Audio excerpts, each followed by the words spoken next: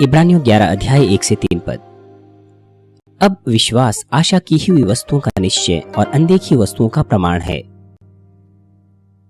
क्योंकि इसी के विषय में प्राचीनों की अच्छी गवाही दी गई। विश्वास ही से हम जान जाते हैं कि सारी सृष्टि की रचना परमेश्वर के वचन के द्वारा हुई है।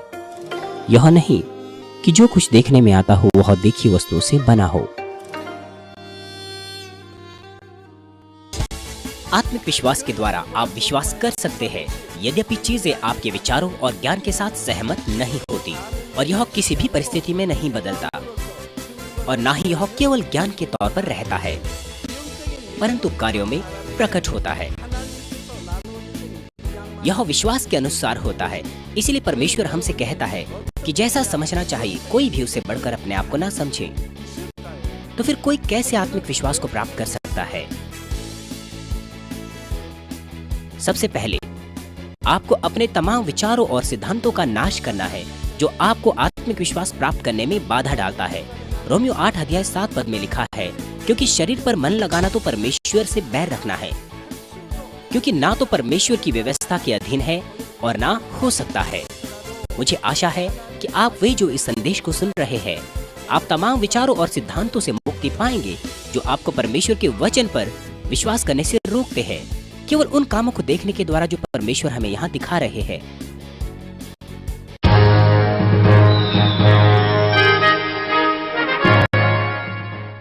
मसीह में प्यारे भाइयों और बहनों और टीवी पर देख रहे श्रोताओं, यह सत्र संदेश की पूरी श्रृंखला का एक प्रकार का परिचय है।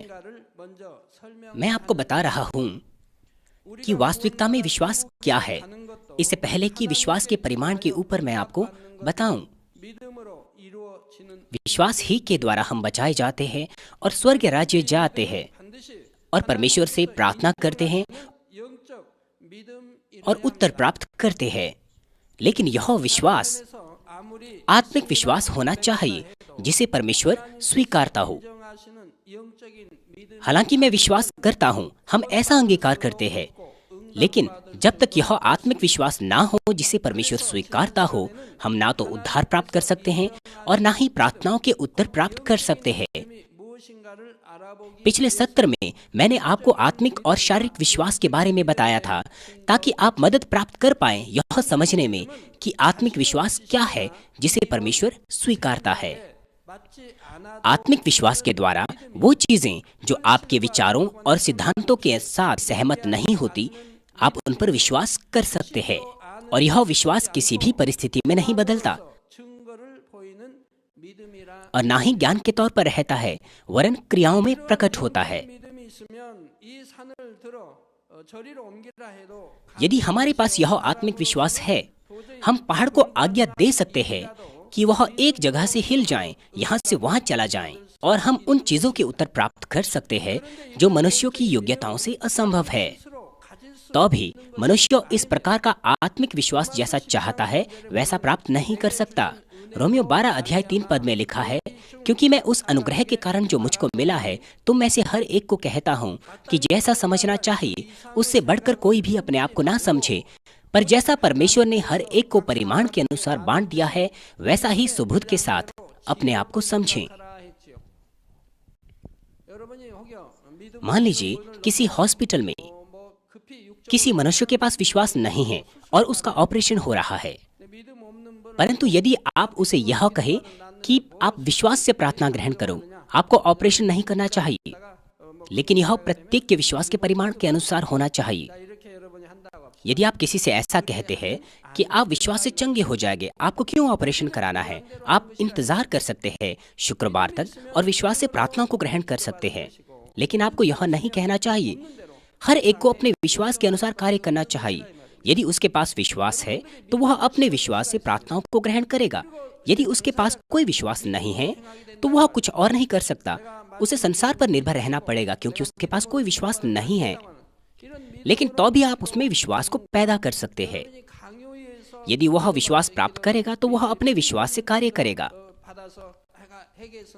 ये आने वाले दो मामले अलग अलग है। सबसे पहला, वो विश्वास से प्रार्थनाओं को ग्रहण करेगा कि वह यदि प्रार्थनाओं को ग्रहण करता है तो वह चंगा हो जाएगा, और दूसरे मामले में क्योंकि आप उस पर दबाव डाल रहे हैं तो वह प्रार्थनाओं को ग्रहण कर सकता है, हालांकि उसके पास कोई विश्वास नहीं है।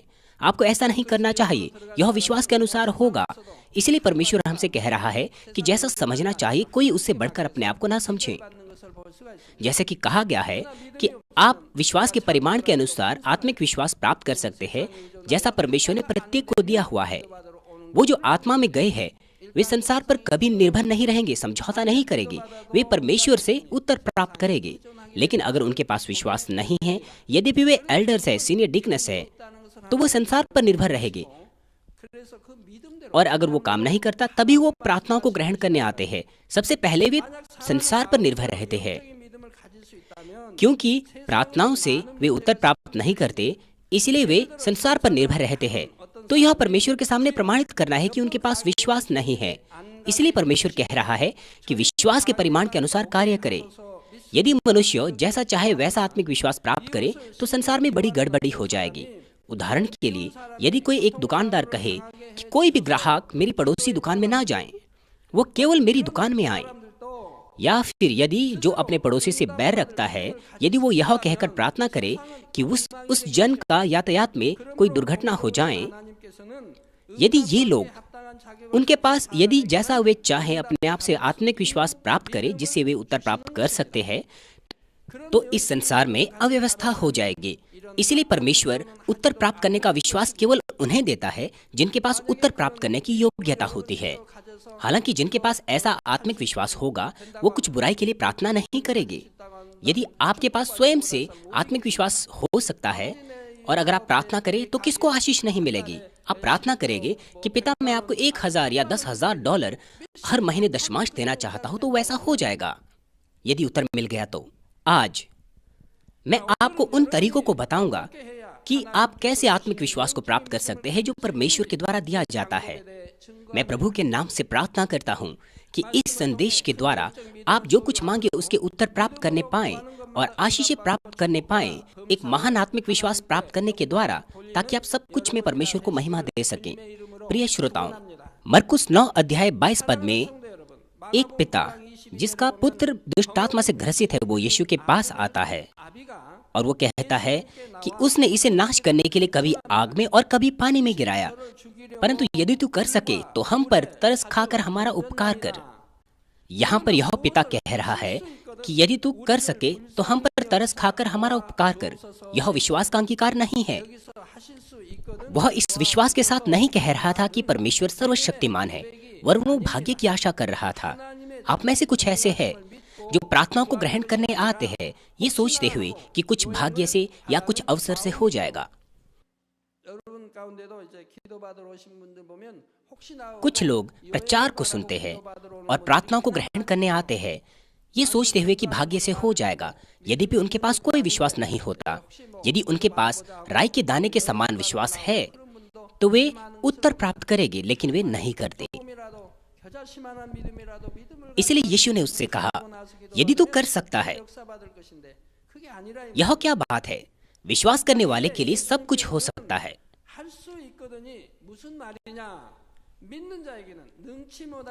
और उसी वक्त बालक के पिता ने तुरंत गिड़गिड़ा कर कहा, हे प्रभु, मैं विश्वास करता हूँ, मेरे अविश्वास का उपाय कर।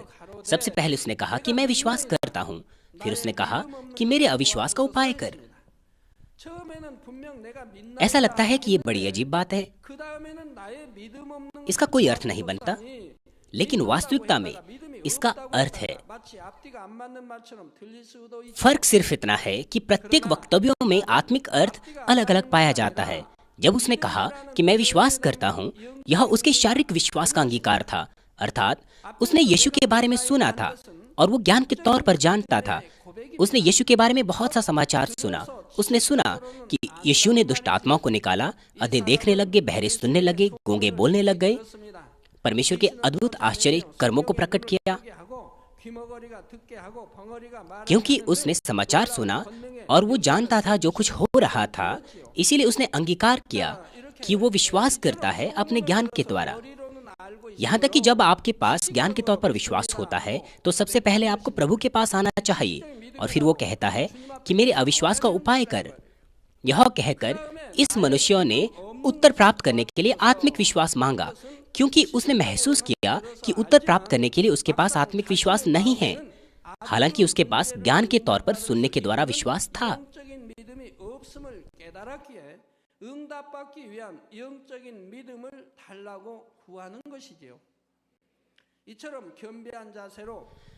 जब यीशु ने इस मनुष्य को दीन हृदय से मांगते हुए देखा तो यीशु ने उस अशुद्ध आत्मा को यह कहकर डांटा कि हे गूंगी और बहरी आत्मा, मैं तुझे आज्ञा देता हूं कि उसमें से निकल आ और उसमें फिर कभी प्रवेश न करना। और उसके बाद वह बालक स्वस्थ हो गया। आप देख सकते हैं कि दुष्ट आत्मा मनुष्य को बहरा और गूंगा कर सकती है। लेकिन अगर आप गूंगे और बहरे हैं तो क्या इसका अर्थ यह है कि आप दुष्ट आत्मा से ग्रसित हैं? ऐसा नहीं है। हो सकता है आपके कान के पर्दे फट गए हैं या कुछ गड़बड़ हो गई है, या फिर हो सकता है दिमागी रक्तघात हो, या फिर आपको लकवा हो जिसके कारण आप बोल नहीं सकते। लेकिन कुछ ऐसे भी मामले हैं जहां पर लोग गूंगे और बहरे दुष्ट आत्माओं के कारण हो सकते हैं। आपको इन चीजों में अंतर करने की योग्यता होनी चाहिए। आपको ऐसे ही किसी को नहीं कहना चाहिए तुम गूंगी और बहरी आत्माओं निकल जाओ, क्योंकि बाइबल में ऐसा लिखा हुआ है। इसलिए जब वास्तविकता में यह दुष्ट आत्मा का कार्य है, आपको तभी यह करना चाहिए, तभी वे दुष्ट आत्मा से आजाद हो सकते हैं और फिर से बोल और सुन सकते हैं।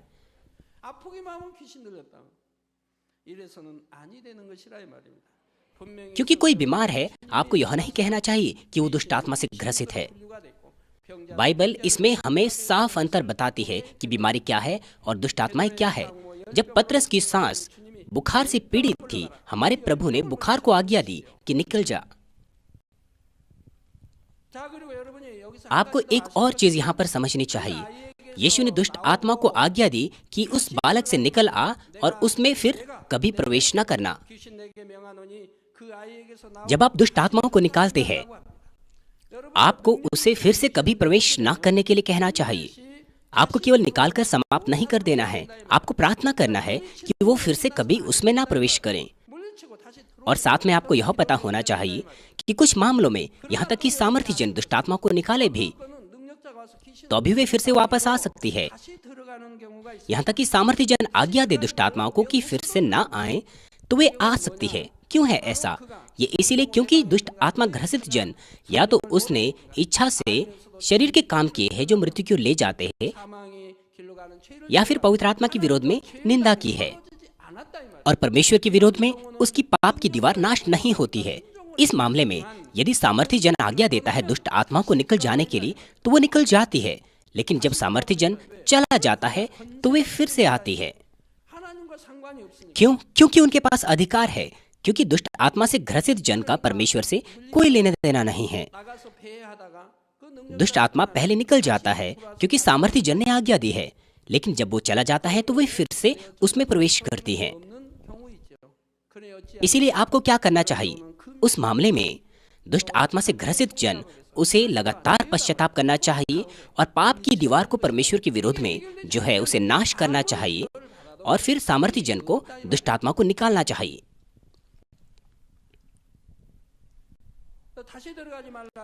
यदि पाप की समस्या का समाधान नहीं हुआ है तो तमाम प्रयास निष्फल है। यीशु ने आज्ञा दी कि वो फिर से कभी प्रवेश न करे और वो बालक ठीक हो गया।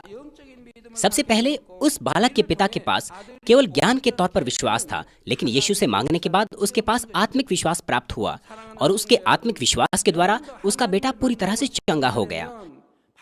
प्रिय श्रोताओं, परमेश्वर से मिलने और अनुभव करने के लिए आपके पास अवश्य ही आत्मिक विश्वास होना चाहिए, लेकिन सबके पास शुरुआत से ही बड़ा विश्वास नहीं होता है। ये राई के दाने के समान छोटे विश्वास से शुरू होता है, अर्थात आप सबसे पहले सुसमाचार ग्रहण करते हैं, प्रभु को ग्रहण करते हैं, पवित्र आत्मा प्राप्त करते हैं और उद्धार प्राप्त करने का विश्वास प्राप्त करते हैं। और इस समय के बाद आपका आत्मिक विश्वास उतना बढ़ता है जितना आप परमेश्वर का वचन सुनते हैं और आप उसे अपना आत्मिक भोजन बनाते हैं। तो फिर कैसे आप आत्मिक विश्वास प्राप्त कर सकते हैं? सबसे पहले आपको तमाम विचारों और सिद्धांतों को नाश करना है जो आपको आत्मिक विश्वास प्राप्त करने में बाधित करता है। क्या आप सब नहीं चाहते? आप शारीरिक विश्वास से आत्मिक विश्वास में बदलना चाहते हैं और आत्मा में आना चाहते हैं। लेकिन जो सबसे बड़ी बाधा आत्मा में आने के लिए वो तमाम प्रकार के विचार और सिद्धांत है। जैसा कि दूसरा कुरिन्थियों 10 अध्याय 5 पद में लिखा है कि सो हम कल्पनाओं को और हर ऊंची बात को जो परमेश्वर की पहचान के विरोध में उठती है खंडन करते हैं। क्या है वो ऊंची बातें जो परमेश्वर के ज्ञान के विरोध में उठती है? वो आपके विचार और सिद्धांत है। जब कोई नया विश्वासी आता है और संदेश को सुनता है तो आप संदेश का न्याय करते हैं, यह कहते हुए कि यह सही नहीं है क्योंकि यह आपके विचार के अनुसार नहीं है, इसलिए वे कहते हैं कि वो गलत है। क्यों उनको ऐसा प्रचार करना है? लेकिन आत्मा का जन केवल आमीन के साथ संदेश को ग्रहण करता है। शारीरिक जन, उनके पास उनके ज्ञान और विचार होते हैं और सब कुछ को वो अपने ज्ञान और विचारों में सहमत कराना चाहते हैं, इसलिए परमेश्वर का वचन सहमत नहीं होता। इस प्रकार से हर ऊंची बात जो परमेश्वर की पहचान के विरोध में उठती है वो अहंकार है, घमंड है। क्योंकि लोगों के पास अपने विचार और सिद्धांत है, इसलिए वे परमेश्वर का वचन जो सत्य है वे सोचते हैं कि यह सही नहीं है। वे सोचते हैं कि केवल वो चीजें जो उनके ज्ञान और विचारों से सहमत होती है वही सही है। ये उनका घमंड है, ये परमेश्वर के विरोध में है। ये घमंड उन्हें परमेश्वर के विरोध में खड़ा करता है और हर एक भावना को कैद करके मसीह का आज्ञाकारी बना देते हैं। ना केवल ये विचार या वो विचार, वरन सारे के सारे विचार। हमारे प्रभु ने कहा कि वो जीवन, सत्य और मार्ग है। हमें अपने विचारों को इस सत्य का आज्ञाकारी बनाना है जो मसीह है। केवल परमेश्वर का वचन वही अंतिम सत्य है। हमें केवल इसी वचन को पालन करना है और हाँ कहना है। जैसे कि पिछले सत्र में भी बताया गया कि आपका सारा ज्ञान, सिद्धांत, सोचने का तरीका और मान्यताएं सही नहीं है। केवल परमेश्वर का वचन ही अनंत सत्य है। लोगों के पास अलग अलग विचार है, अलग अलग ज्ञान है। हालांकि कुछ सामान्य चीजें भी है। उदाहरण के लिए 1 + 2 3 होता है, ये सत्य है, ये कभी नहीं बदलता।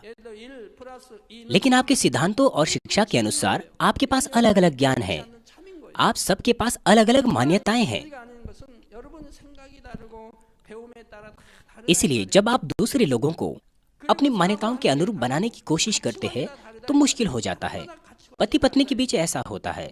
यदि वे पीछे हो जाएं, एक दूसरे को सहें, दूसरे के हृदय और विचारों को समझने की कोशिश करें तो वे समझौता कर सकते हैं और एकजुट हो सकते हैं। तो वे अपने एकजुट हृदय और विचार के द्वारा एक सुंदर और आत्मिक परिवार बना सकते हैं। परंतु यदि वे दूसरे को कहे कि उसकी सेवा करो और ये कहें कि केवल वही सही है और उनके परिवार और शिक्षा के बारे में विवाद करने लग जाएं, तो फिर उनका संबंध टूट जाएगा। पत्नी के पास पति के लिए आदर खत्म हो जाएगा, उनका प्रेम ठंडा हो जाएगा। इसीलिए पति और पत्नी के बीच में भी कुछ ऐसी बातें हैं जो उन्हें कभी नहीं कहनी चाहिए। आपको कभी भी वो बातें नहीं कहनी चाहिए जिससे दूसरों की भावनाओं को ठेस पहुंचती है। आपको आदर की बातें बोलनी चाहिए क्योंकि आप उस जन के साथ जीवन बिता रहे हैं।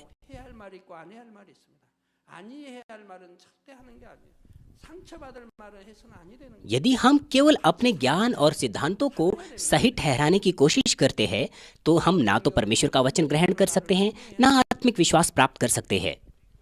यदि वो चीजें जो आपने संसार से सीखी है, यदि वे परमेश्वर के वचन के साथ सहमत नहीं है तो आपको उन्हें इनकार करना है, केवल परमेश्वर के वचन पर विश्वास करना है।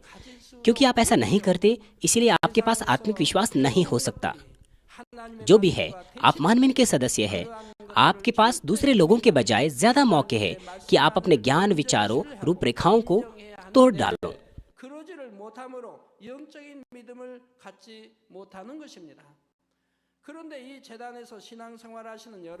आप में से ज्यादातर लोगों ने महान ज्ञान को, शिक्षा को संसार में प्राप्त कर लिया है, लेकिन क्या कारण है कि आप संदेश को केवल आमीन से ग्रहण करते हैं और एक जोश भरा मसीह जीवन जी रहे हैं?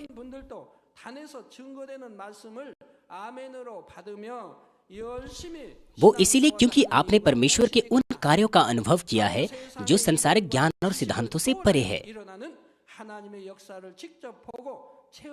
यदि आप इस कलीसिया में केवल 1 महीने से आते हैं तो आप हर सप्ताह बहुत सी चिन्हों और चमत्कारों को देखते हैं। खासतौर पर बहुत सी निर्बलताएं और असाध्य बीमारियां परमेश्वर की सामर्थ्य से ठीक हुई है। हम उनकी संख्याओं को गिन भी नहीं सकते हैं।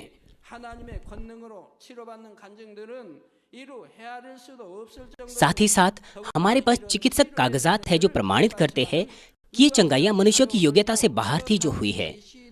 संसार भर में बहुत से चिकित्सक इन चंगाई के मामलों को चिकित्सक कागजातों के द्वारा प्रमाणित कर रहे हैं और सहयोग दे रहे हैं। ऐसी बहुत सी चीजें हैं जिन्हें हम लोगों को दिखा सकते हैं। ऐसे बहुत से प्रमाण हैं। क्योंकि आप परमेश्वर के असंख्य कार्यों का अनुभव हर सप्ताह करते हैं, इसलिए परमेश्वर के वचन के सम्मुख आप अपने ज्ञान और विचारों को बढ़ावा नहीं दे सकते।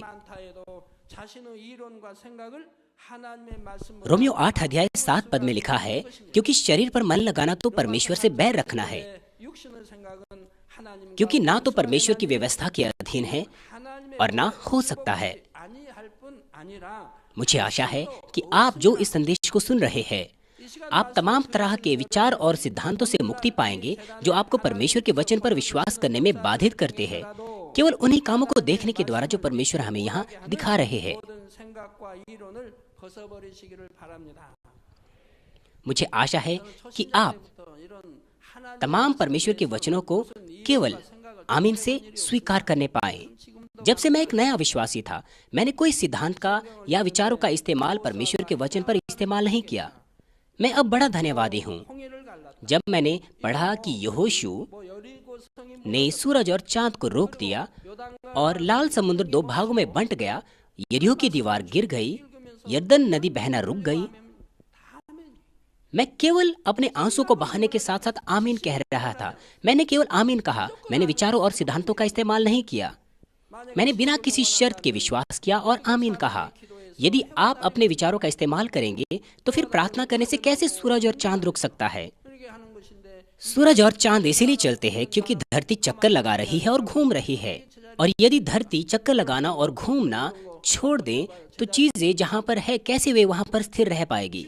यदि आप किसी चीज को उछालते हैं तो गुरुत्व के कारण वो नीचे गिरता है, और यदि यह सूरज के गुरुत्व के नजदीक होगा तो सूरज की ओर गिरेगा। तो फिर कैसे चीजें अब अपने स्थानों पर स्थिर रह सकती है? यदि आप अपने विचारों का इस्तेमाल करेंगे तो आप इन चीजों को सोचेंगे, इसीलिए आप विश्वास नहीं कर पाएंगे, वरन आप संदेह करेंगे। आप संदेह करेंगे, यद्यपि परमेश्वर का वचन निश्चित सत्य है। क्योंकि ऐसे महान कार्य इस कलीसिया में हो रहे हैं, बहुत से दूसरे विश्वासी कोरिया में इन चीजों पर विश्वास करने की कोशिश नहीं करते। चीजें समय और दूरी को मिटाते हुए हो रही है। जब मैंने यहाँ से प्रार्थना की तो खारा पानी मीठे पीने वाले पानी में दूर जगह पर बदल गया। यहाँ तक कि चंगाई के कार्य मीठे पानी के द्वारा बहुत से हो रहे हैं। यहाँ तक कि हमने संसार भर में रुमाल के द्वारा, जिस पर मैंने प्रार्थना की थी, बहुत से सामर्थ्य कार्य प्रकट किए हैं। वे बजाय इसके इस डर से कि कहीं वे अपने झुंड को खो ना बैठे, विश्वासियों को हमारे चर्च में आने से रोकते हैं। मुझे आशा है कि आप परमेश्वर के किसी भी वचन को केवल आमीन के साथ स्वीकार करने पाएं।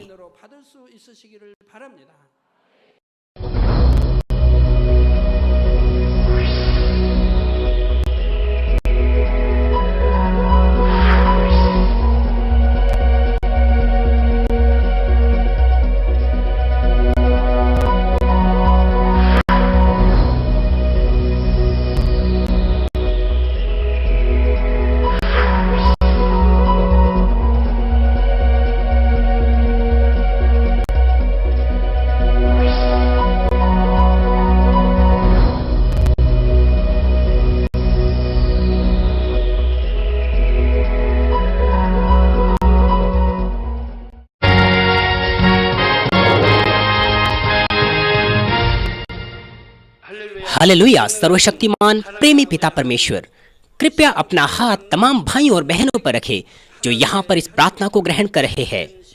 उनके हृदय में विश्वास को बोइए और उनके नकारात्मक विचार और शक को दूर कीजिए। तमाम क्लेश और आजमाइशें उन्हें छोड़ के चले जाएं। पवित्र आत्मा की आग के द्वारा सिर से लेकर पैर तक उनके तमाम बीमार और दर्द भरे अंगों को जला दीजिए। यीशु मसीह के नाम से मैं आज्ञा देता हूँ, शत्रु, दुष्ट और शैतान, तमाम बीमारियां, रोगाणु, विषाणु और निर्बलताएं दूर हो। ज्योति उन पर चमके। उनके तमाम असाध्य और अंतकारी रोग पवित्र आत्मा की आग के द्वारा झुलसा दीजिए। तमाम प्रकार की महामारियां, मलेरिया सहित जला दीजिए। तमाम संक्रामक रोग, जुकाम, बुखार उनसे दूर हो। पिता, उन्हें तमाम प्रकार के रोगाणुओं और विषाणुओं से सुरक्षा दीजिए। उन्हें तमाम प्रकार के कैंसर, पेट के कैंसर, फेफड़े के कैंसर, जिगर के कैंसर, छाती के कैंसर, गर्भ के कैंसर और आंतों के कैंसर से चंगा कीजिए। और तमाम दूसरी बीमारियां जैसे कि एड्स, ल्यूकेमिया, दिमागी रक्तघात, उच्च रक्तचाप, धीमा रक्तचाप, हृदय के रोग, फेफड़े के रोग, स्त्री रोग, थायराइड के रोग और तमाम सूजन और जलन दूर हो। पोलियो, लकवा, गठिया और आंत के रोगों से वे चंगे हो जाएं। तमाम प्रकार के दर्द उनसे दूर हो। पीठ दर्द, सिर दर्द और मानसिक दर्द सहित मिर्गी, स्वलिनता, उदासी, तंत्रिका रोग और तमाम दूसरी मानसिक बीमारियों से वे आजाद हो जाए।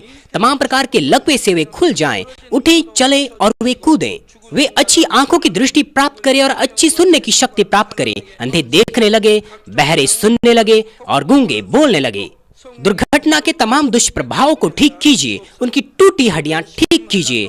उन्हें जलन से ठीक कीजिए। जलन और दहन संवेदना उनसे दूर हो। तमाम प्रकार की नशे की लत से और पदार्थ के इस्तेमाल से साफ हो जाओ। पिता, मृतक कोशिकाओं, उत्तकों और तंत्रिकाओं को फिर से ठीक कीजिए और मृतकों को जिला दीजिए। उन्हें आशीष दीजिए गर्भधारण की। पिता, उन्हें गर्भधारण की आशीष दीजिए। यीशु मसीह के नाम से मैं आज्ञा देता हूँ, शत्रु, दुष्ट और शैतान, हवाओं के शासक, बुरी सेनाएं और उनके दास उनसे दूर हो। बुरी आत्माएं, अशुद्ध आत्माएं, धोखे की आत्माएं, झूठ की आत्माएं, अलग करने वाली आत्माएं और तमाम अंधकार के बल दूर हो। दुष्टता के तमाम बंधन खुल जाएं, उनसे दूर हो, ज्योति आ जाएं। पिता परमेश्वर, उन्हें ताकत दीजिए कि वे प्रार्थनाओं में पुकारें। पापों को दूर करने की उन्हें सामर्थ्य दीजिए और वे पवित्र हो जाएं। वे भले स्वस्थ में बने रहें जब उनका प्राण समृद्ध होता है। उनके परिवारों में भी सुसमाचार का प्रचार किया जाए। उन्हें सुरक्षा दीजिए तमाम प्रकार की दुर्घटनाओं और विपत्तियों से। अपने बच्चों को, उनके घर, कार्यशालाओं और व्यापारों को सुरक्षा दीजिए। पवित्र आत्मा की आग की दीवार से, स्वर्गीय सेना, स्वर्गदूतों और अपनी धधकती आंखों के द्वारा। पिता परमेश्वर, आपका धन्यवाद। सारी महिमा केवल आपको मिले। हमारे प्रभु यीशु मसीह के नाम से मैं प्रार्थना करता हूँ, आमीन। आत्मिक विश्वास को प्राप्त करने के लिए दूसरा, आपको परमेश्वर के वचन को सीखना है और परिश्रम से सुनना है और उसका अभ्यास करना है। रोमियो 10 अध्याय 17 पद कहता है, सो विश्वास सुनने से और सुनना मसीह के वचन से होता है। लेकिन ज्यादा महत्वपूर्ण कारण कि क्यों आपके पास महान विश्वास होना चाहिए, वो ये है कि आपके विश्वास के परिमाण के अनुसार आपके स्वर्गीय निवास स्थान अलग अलग होंगे। आपका विश्वास का परिमाण एक मापदंड है जो स्वर्गीय निवास स्थानों की सुंदरता और महिमा को निर्धारित करेगा।